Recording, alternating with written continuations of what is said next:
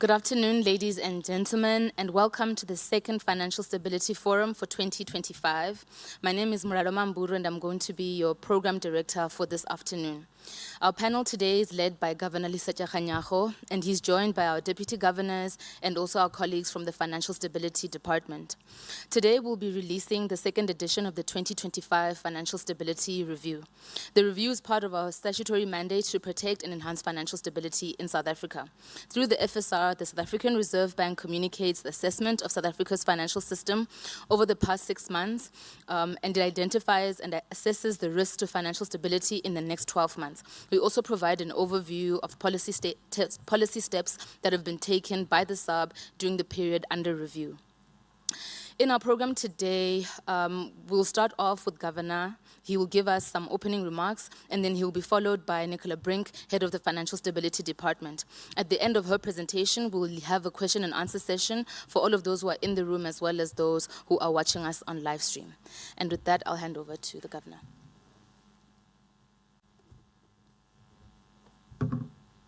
Thank you very much, Muraro, and welcome everyone, and welcome to the release of the second edition of the Financial Stability Review, which I am sure you will make for some exciting holiday reading material. Financial stability is all about risks and worries. I often talk of the SARB's Financial Stability Committee as a committee that is mandated to worry. Without being complacent, though, the SARB's assessment is that the financial system is resilient and has improved in the second half of the year. South Africa has been removed from the FATF grey list, and we have had the first sovereign credit rating upgrade in almost 2 decades. In one of my meetings around the G20 over the weekend, I spoke with the president of a large and famous global corporation. His comment was that in Europe, the problems are so complex they seem unresolvable, and everyone is in despair. But here in South Africa, the problems seem fixable and the energy is positive. Many South Africans are used to thinking things are great in Europe and terrible here. But remember, that isn't necessarily how it looks to someone sitting high up in a London skyscraper. We South Africans have lots of problems to worry about, no question, but we also have some accomplishments we can feel good about lately. At all these meetings, we talk about geopolitical risk, which is the central banking term for war. I will stay with diplomatic language and say geopolitical risks remain elevated.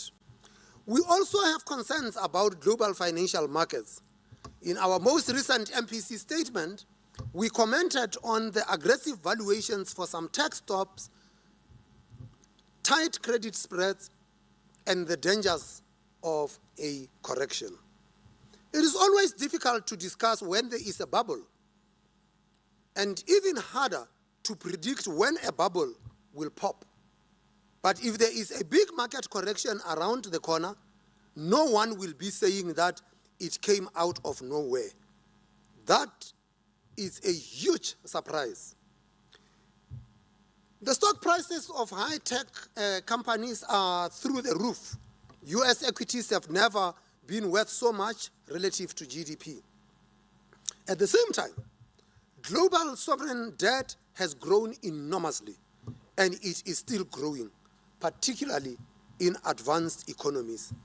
All of this is a recipe for trouble down the line. Here in South Africa, the best we can do is to continue to build resilience. If global conditions turn stormy, we can't do much to stop that.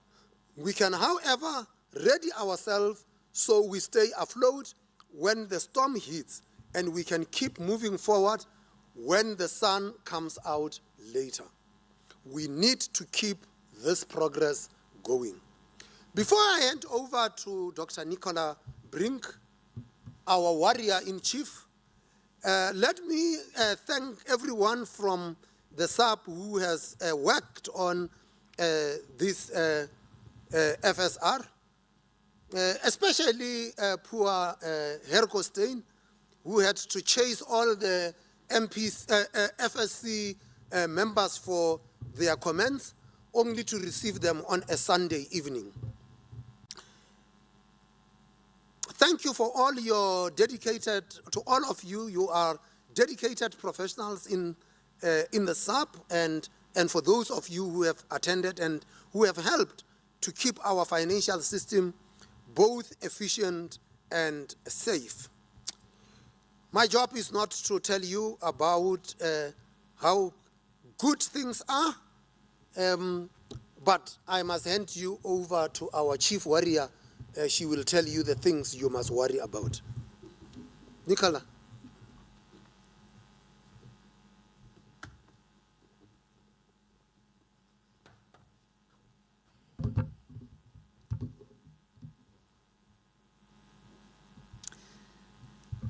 Thank you very much, Governor, and good afternoon to everybody who took the trouble to attend this FSF. It's really appreciated after all the work we do that there's an audience to present it to. As customary, I start off by explaining the SARB's financial stability mandate. Under the Financial Sector Regulation Act, that's Act number 9 of 2017, the SARB must monitor and review risks to financial stability. We should advise regulators and take steps to mitigate risks. The SARB assesses stability at least 6 months, every 6 months. That's according to the Act. And we also table the Financial Stability Review in Parliament. The review period for this edition is from June to November this year, and the forecast period is until November next year, although we do look a little bit further into the future, as you will see. The legal definition highlights the continuity of financial sector services and products and sustained general confidence in financial intermediaries, despite changes in economic circumstances. The mandate requires a proactive approach to risk monitoring, risk assessment and mitigation, coordination among regulators, and crisis preparedness to keep services uninterrupted under stress. Looking at the broader global environment, financial markets have been remarkably resilient, and that is despite ongoing trade and geopolitical uncertainty. Equity prices globally have rallied, and indices have recorded all-time highs. In the US, as the governor referred to especially, the S&P index was driven up by the so-called Magnificent Seven tech companies. And the S&P overall PE ratio, that is on the pink or the dark blue area graph, reached 25 times, while the tech sector's price earnings ratio reached 40 times. This means that if current earnings remain as they are, it will take an investor 40 years to break even. So it is clear that priced into this is high expectations of earnings increases, and there are concerns about overvaluation and the possible sell-off if expectations don't materialize.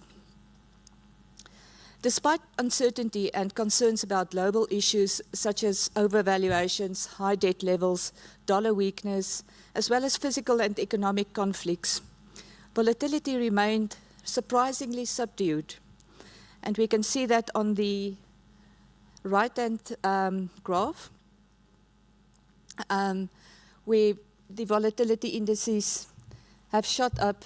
Well, those are the risk uncertainty indices, but if you look in the publication itself, the volatility indices are quite subdued.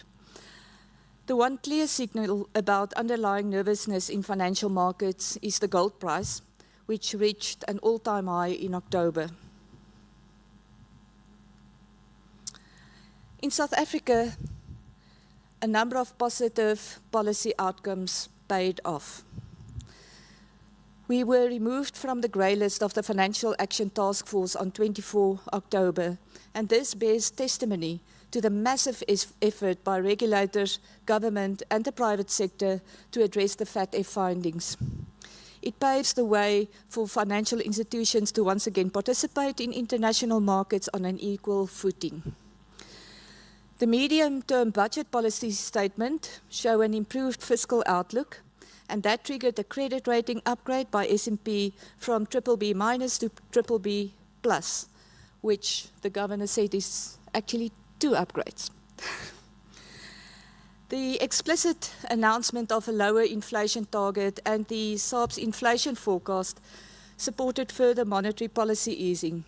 All of these factors together led to improved investor sentiment, lower bond yields, high equity prices, and a stronger rand. These graphs show how equities, bond yields, and the exchange rate responded to the bundle of positive developments since June. The graph on the right shows the National Treasury's downward forecast for government debt as a percentage of GDP. The middle graph shows the rally in the all-share index of the JSE to an all-time high in mid-November, supported mainly by the resources and mineral sectors. On the far right graph, the US dollar-rand exchange rate dipped below 17 rand per dollar, and the 10-year government bond yield declined to its 2021 levels. Turning to the health of financial institutions, the aggregate profitability of banks remained well above its 10-year average, and capital adequacy is robust for both SIFI and non-SIFI banks. In English, that means for large banks and small banks. The net profits of insurers are healthy, and gross written premiums are also rising.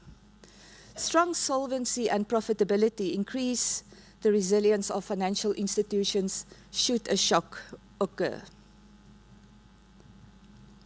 The Financial Conditions Index provides a summary view or a snapshot of the ease with which corporates and households can obtain funding in the domestic financial markets.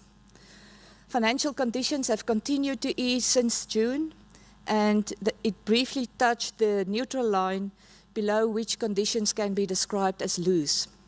The main contributors to looser conditions were the rise in the all-share index, the lower long-term bond yields, and an increase in bank lending to corporates.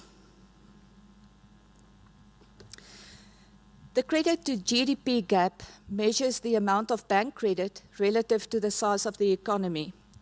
A positive gap could be an early warning signal that bank credit may be growing too fast and that some sort of bubble is building up. That hasn't been the case in South Africa for a very long time, but the gap did turn marginally positive in the first quarter of 2025. This was the first positive reading since 2018 if one ignores the anomaly of 2020. The increase was mainly due to the rise in bank credit to corporates. However, the gap remained well below the 2 percentage point threshold that would guide the activation of the countercyclical capital buffer. In the previous edition of the FSR, we started to make a distinction in the text between different types of systemic risk.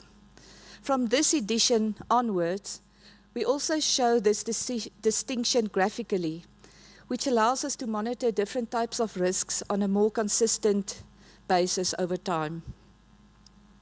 In this diagram, the further away the lines are from the center, the more severe the residual risk.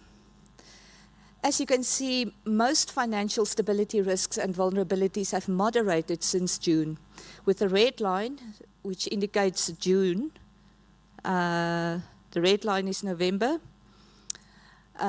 closer to the center than the black line that was June.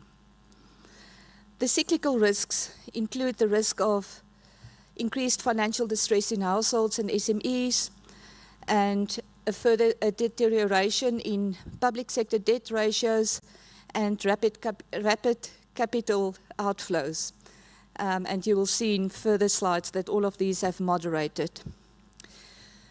It is remarkable that most of the financial stability risks we monitor are classified as structural or perpetual. These are slow-burning risks that will not necessarily disrupt the financial sector over the next 12 months. But over the long term, they can undermine the resilience and the efficiency of the financial sector. These risks include a couple of previously included risks, namely the geopolitical tension and policy uncertainty, persistently low and inequitable economic growth in South Africa, the impact of climate change on the financial sector, and deteriorating critical domestic infrastructure. We added two risks to this category. The one is concentration in the financial system. Now, in the press lockup, there was a question, did we suddenly realize that the financial system is concentrated? No. We've known it all along, and we've been working on a project to measure the interconnectedness in the financial system.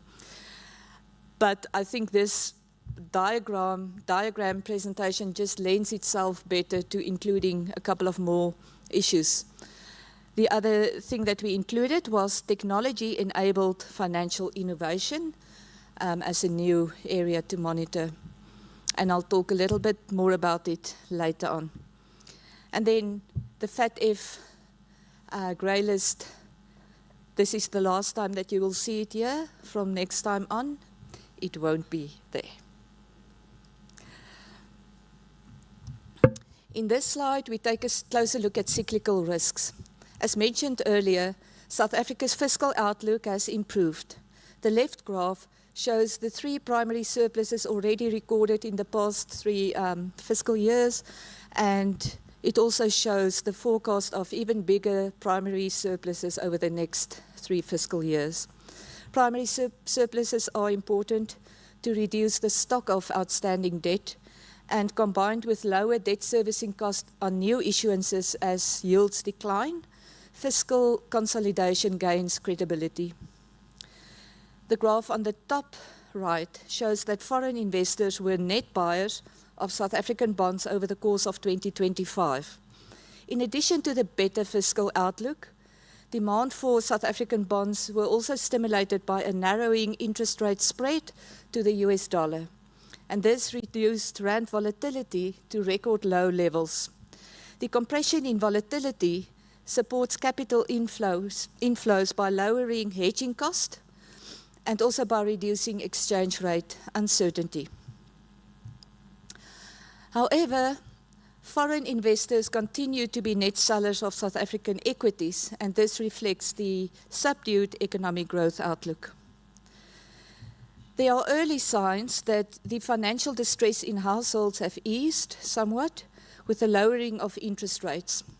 Most indicators of household distress point to a stabilization and perhaps even a slight improvement. The slide on the bottom right is the NCR data that shows a continued decline in the ratio of impaired credit records relative to the total credit active population. South Africa's financial sector is very concentrated, in particular the banking sector. Those are the blue bars on the right-hand side, on the left graph. The 6 biggest banks hold more than 90% of total bank assets. The Hirschman index on the right, which is a standard measure of concentration, confirms this. High concentration is generally associated with greater system vulnerability. Firstly, because it contributes to some institutions becoming too big to fail, and secondly, also because it leads to rapid and widespread contagion of distress events throughout the financial system. These risks are mitigated through actions such as risk-based supervision, stress testing, South Africa's resolution framework that deals with the too big to fail problem, continued work on interconnectedness, and general crisis preparedness. The degree of concentration in the insurance sectors, those are the orange and the green bars for life and non-life insurers, is lower. This is because a wider variety of business models is applied in the in the insurance industry, and that encourages the entry of smaller players and contribute to a more competitive landscape. We have mentioned in previous editions of the FSR that prolonged economic stagnation could lead to more risk-taking and a reduced product offering by financial institutions as they try to protect their profit margins. In this edition, we add a view that South Africa's chronic low and inequitable growth and high unemployment rate also makes it difficult for new entrants to enter the financial sector. The green line on the right-hand side shows that the number of assessed taxpayers in South Africa has remained relatively stable over the past 10 years, while the number of social grant recipients increased from around 15 to 25 million since 2014. If we take the assessed taxpayers as a proxy for clients that can actively participate in the formal financial sector, the implication is that the client base does not grow in line with the population. As more financial sector institutions rely on a shrinking portion of the population, any increase in market share by one institution occurs at the expense of others. This makes it challenging for new market entrants to gain sufficient market share and to compete profitably and successfully with established institutions. Technology-enabled financial innovation has been added as a broad risk under which various aspects are monitored. This time round, we focus on crypto assets, but we are pretty well aware that there's many areas of financial innovation that we monitor and that we report on in future editions. So technology is a bit like the internet. It can be good, it can be bad. It offers a lot of opportunities, but there are also some risks. As I said, in this edition, we focus on crypto assets, and we show that the adoption of crypto is increasing in South Africa, both in terms of the number of registered users, that's the left-hand side graph, and the value of crypto assets under custody, that's the right-hand graph. We have a write-up about this in the FSR. One of the key transmission mechanisms through which crypto assets can affect financial stability is through their use in payments and settlements. Also, as crypto assets are borderless, they present an avenue to circumvent exchange controls. On-chain analysis confirms that since 1 January 2019, almost 63 billion rand has been sent from Bitcoin wallets, only one crypto asset, hosted in South Africa, to Bitcoin wallets hosted outside of South Africa. So if you take all the other cryptocurrencies, the amount would be bigger. The Reserve Bank is working with National Treasury to issue a framework for overseeing cross-border transactions in crypto assets, while also reviewing and updating the exchange control regulations to align with these developments. Since June, uncertainty about global climate policy has intensified, potentially increasing transition risk for financial institutions. An increase in the number of extreme climate-related disasters, as shown in this graph, compounds the financial sector's vulnerability to climate change. Natural catastrophe insurance is a key instrument for mitigating losses. However, over a long period, since 1952, of the approximately $16 billion in climate-related economic losses recorded in South Africa, only $3 billion had been insured. This uninsured portion, which is referred to as the climate insurance protection gap, is projected to widen as the impact of climate change intensifies, with spillover effects to insurance-reliant activities such as mortgage lending and property development.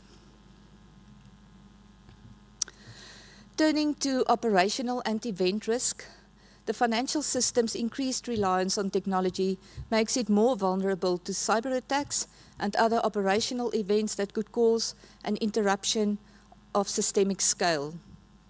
This table is based on information obtained from the SARB Crime Statistics Report.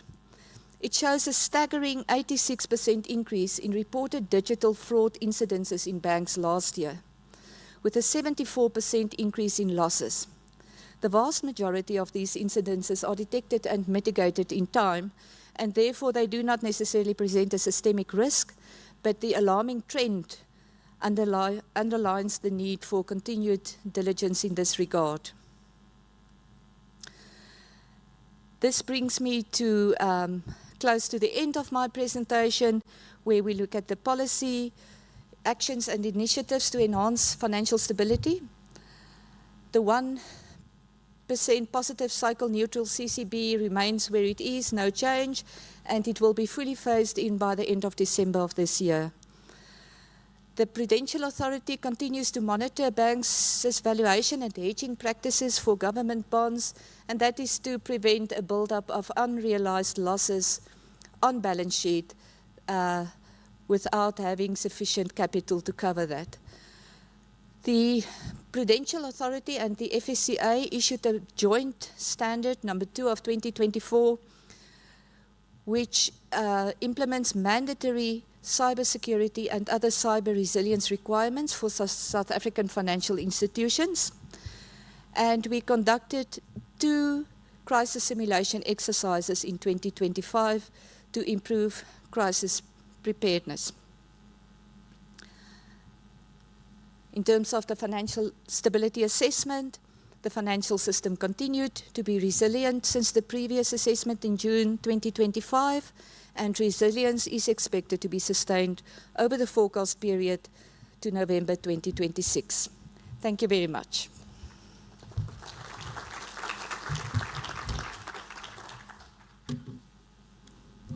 Thank you very much, Nicola. It's time for you to ask questions. I open the floor. Please identify yourself and the affiliation that you have, and then we will deal with your questions here. Who's watching online? Yanni? Thank you, Governor. My name is Yanni Rousseau from Wits Business School. I've noticed Nicola makes mention about concentration in the financial sector in a presentation. We've been aware of this for a long, long time. Now I've read recently about PEP Bank. So is there a PEP Bank? Is there about to be a PEP Bank? Is PEP a bank? What is the position? Can they use the word PEP Bank, or can newspapers write about PEP Bank? You can please clarify for us. Thank you, Governor. Like PEP, like in the store, not in politically exposed persons. PEP like in the store where we can buy shoes, Governor. Lumkile. Thanks, Governor. It's a follow-up, the same question really, around the fintech. That given that Nicola is talking about the 6 big banks and the concentration, how much are they, the fintech guys, causing some diversification, and therefore the biggest risk being the technology and innovation than the concentration in the medium to long term?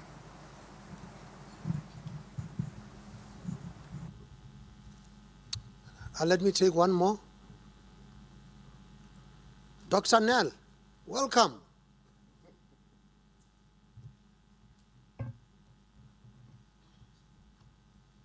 Hendrik Nel, ex-SARB. I'm a pensioner from the SARB. And I guess I have to say University of the Free State. So I have a question on trade policy uncertainty. It was mentioned in the previous FSR. I saw it on your first graph, Nicola, how it shot up.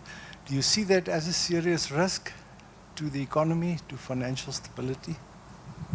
Thank you. Trade policy uncertainty. Okay.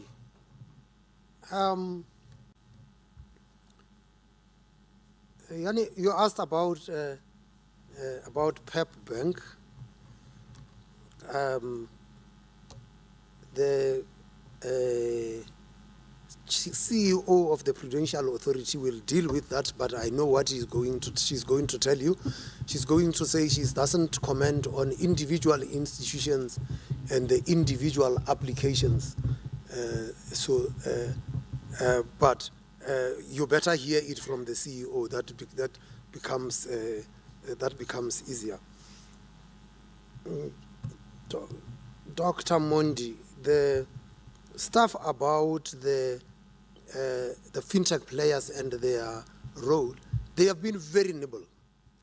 But I'm going to ask Rashad to deal with that. And they had played a big role, especially in the payments space. They are niche players, and you will then discover that we have just issued guidelines to open the payment system to non-banks. So we will regulate them by activity, but Rashad will deal with that.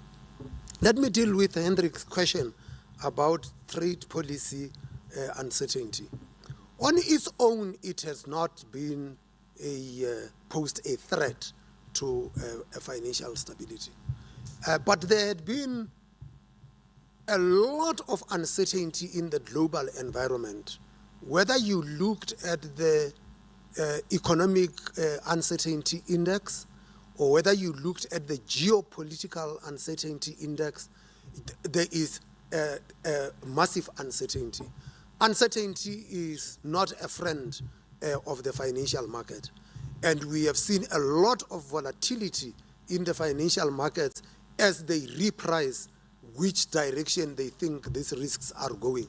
But at the moment, we have not seen a serious risk to financial stability. It is there. We have got to watch it, and but Nicola is the chief worrier. She might be more worried than I am about it. And then, if she wants anything, do you want to add anything about the trade uncertainty? Thank you, Governor. I think you've largely covered it. If it had an impact, it would have been through direct exposures to the industries that are most affected by trade. The banks don't have massive exposures. The other channel would have been through the macroeconomy, but even the work by the Economic Research Department shows a mild impact on overall GDP. I think the main thing is combined with all the other uncertainties and the impact that that could have on markets that are already nervous. Fundi? Thank you, Governor. So we don't announce what has been approved as the Prudential Authority, but seeing that the entity has announced in the press that they have made the application, I think you would have to take that as being real, Professor. That's as close as I will get. So no financial institution will announce that it has received authorization if it has not. And there are provisions in terms of the Banks Act, in terms of what happens in applying for banking license. So that's where we are on that entity. I did want to talk about the concentration issue in the context of this report so that you understand. So industry concentration is an inherent risk, right? So an inherent risk is, as things are at the moment, before you mitigate in any way, what are the risks and vulnerabilities that exist in the economy? And I think what this report aims to do is to provide a fuller picture so that you have an appreciation of where things stand. And as Nicola was explaining, that there are risks that you can't fully mitigate. You have the industry that you have. We're simply stating that this is a vulnerability that we have as a country. However, there are other mitigants that we put in place. We monitor, we conduct these stress tests.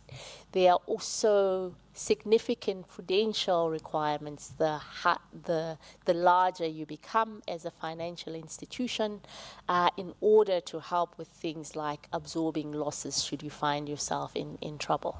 So just so you get a bit of comfort, we are including this because this is the state of the industry, but there are a number of mitigants in place. But you still have the top 5 banks as being 90%. I hope that helps you. I guess when we're looking at the fintech sector, we've got to distinguish in this maze of complex innovation. You've got traditional banks who adopt digital technology. So your Discovery Bank, Time Bank, these are banks who have a very later banks who have a strong digital platform. Then you've got fintech firms who are not authorized by the regulatory system to be banks, but they all play a role in clearing of the payment system as opposed to clearing and settlement. So they're not deposit takers. And that's where most of the innovation has happened, in clearing of payments. The number of companies that leverage of kind of your Visa, MasterCard, who go into niche markets, able to kind of use technology to have low overhead costs. And then you have what is a massive transformation of the payment system that we kind of initiating. The key thing is that if you look at the financial sector, and the most important thing about the financial, you got intermediation, banks intermediating the financial system. Payments is one part of the plumbing of the financial system. Banks have part of their payments, get revenue from payments and so on. But what we are really focusing on, so I think that the fintech will change the landscape of payments, less so banks, because if you are a bank, if you want to become a bank, you're subjected to the same rules as any traditional bank. You need minimum capital. You need to respect Basel laws and so on. Where we see a major change is payments not only becoming non-banks, playing in the settlement space. So they clear and they settle, and that could change. So that's something we're developing, and it's an exciting area. Thanks. Anybody online? Muraro? Yeah. Can you? 2 online questions. Campbell is asking, with South Africa now off the Financial Action Task Force grey list and having adopted a 3% inflation target, how will the SARB anchor inflation expectations to prevent market volatility while still supporting growth given rising debt to GDP pressures? And then Jason is asking, what protections do foreign exchange controls offer, and do they outweigh the costs? He's asking if the SARB is currently considering lifting or relaxing these controls.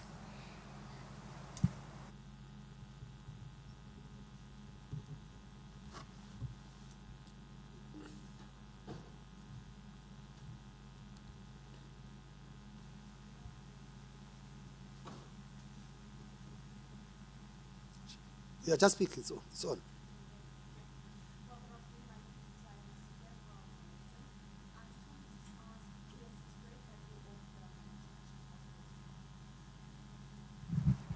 Thank you. I'll start again. Good afternoon. My name is Tiamo Masike from Momentum Investments. My question is around the Financial Action Task Force grey list. It's great that we're off the list, but I just wanted to know how confident is the bank about whether or not we'll be able to sustain the improvements? And from now until the next mutual evaluation, is there a way to assess the progress on if we are sustaining those improvements? Thank you. Okay.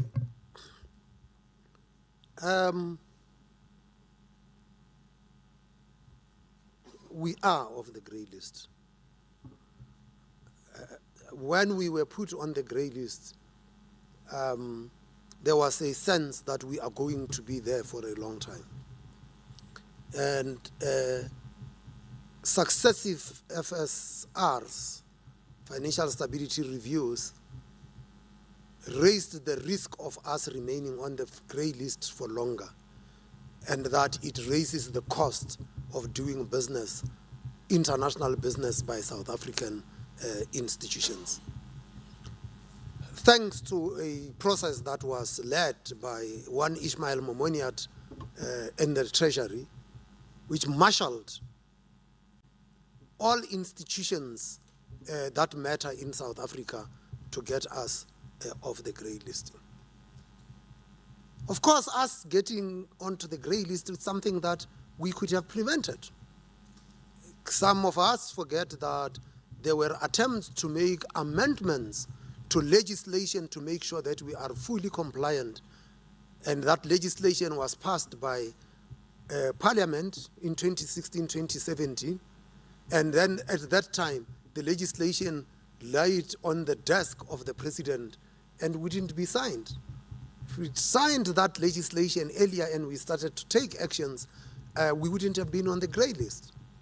And what the grey list had done was to help identify the fault lines in our system. And one of those fault lines was that South Africa has got a fairly comprehensive system of reporting suspicious transactions. And the thing that was coming from the assessors of FATF was that, fantastic, you can report all of this. Can you show us what you did with the information? You received these reports. Sure, what did you do with the information? Do you have one conviction or one charge? Or do you have one incident where you can show us that you used that information to go and prosecute somebody in a case? And we were found wanting. And so we had to get to grips with that.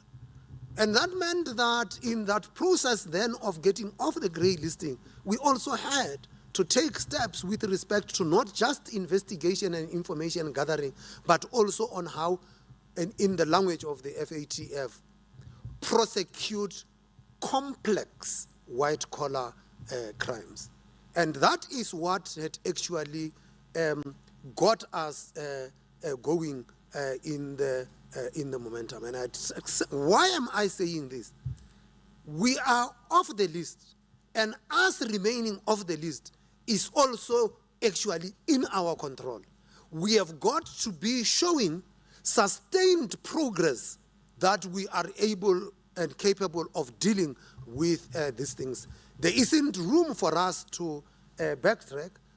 We have got the mutual evaluation coming through. The important thing here is that we have also learned how to put together a team that would actually respond to these things. And this time, we would be able to prepare ahead of the mutual evaluation. We would not be alone who are going through mutual evaluation next year. I think that China is also going through the mutual evaluation. There are a number. And interestingly, is that the US will also be going through its assessment next year.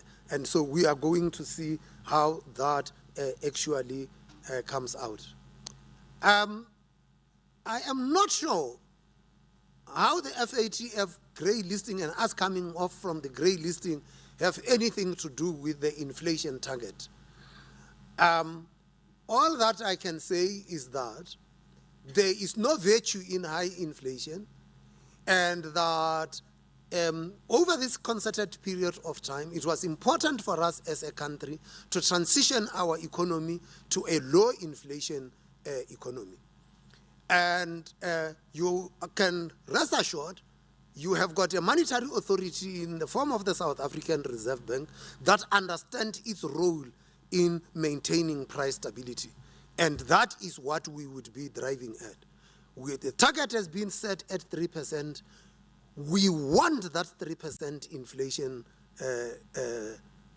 target, and we will make sure that we achieve the target. It might not be precise. There will be shocks, and we might be veered off the target, but you can rest assured we will drive inflation back to target. Whether you have the target at 3%, at 2%, at 4.5%, or at 6%, there will always be shocks that will get you veered off the target. What is important is how you communicate your understanding of the nature of the shocks and how policy responds to those shocks. And that is what you will get from us here as the central bank. There was a question about FX controls and what it offers. We are an administrator of the exchange control regulations. Policy is set by the Treasury. In implementing the policy, of course, we've got to understand what the policy is, and the policy trajectory for a long time was that we want to move South Africa to be an economy where we have got free movement of capital with a few exceptions, rather than an economy where we restrict the movement of capital with a few exceptions. Fortunately, there is a global standard, and the global standard is the OECD Code on Free Capital Movements. And the policy trajectory is to be fully compliant with that OECD code, which will then mean South Africa would be amongst the community of nations that allow the free movement of capital. There are lots of things that had found themselves in the exchange control regulations that do not belong there. As a young debt manager in the Treasury, one of the things I was passionate about was the development of a municipal bond market. To find that the reason why there was a hindrance in the development of a municipal bond market was that for a municipality to issue a bond, it needed exchange control approvals. And the question was, why does a municipality need exchange control approval to issue a domestic bond? And it just turned out that there wasn't anybody who watches the borrowing activities of the municipalities. And for those who remember, the then city of Soweto once borrowed in some foreign currency and got into trouble in the 80s. And then the only way to figure out how to deal with this, instead of restricting the municipalities and regulating the borrowing activities of the municipalities, we put it in exchange controls and said for a municipality to issue a municipal bond, they must actually require exchange controls. There are issues. Your pension fund has got rent liabilities. And it goes without saying that it must match those liabilities with the assets that it has. There might be room for diversification to give you some offshore exposure so that you enhance the returns. These things are normally written in the prudential regulations of the pension funds, which then regulate how pension funds make the allocations between bonds and equities and cash and offshore versus onshore. But in South Africa, instead of putting those things in the pension fund regulations, we put them in exchange control regulations. They should be in the pension regulations and not in exchange regulations. So you will find lots of, so there is a lot of cleaning up to do so that we become clear of what it is that must be in exchange control and what must not be in exchange controls. And then, of course, we also found that there are other cross-border transactions, which, given our exchange control regulations, we are actually able to get a better grips on, and we can tell what has moved out of the country and what has moved in the country.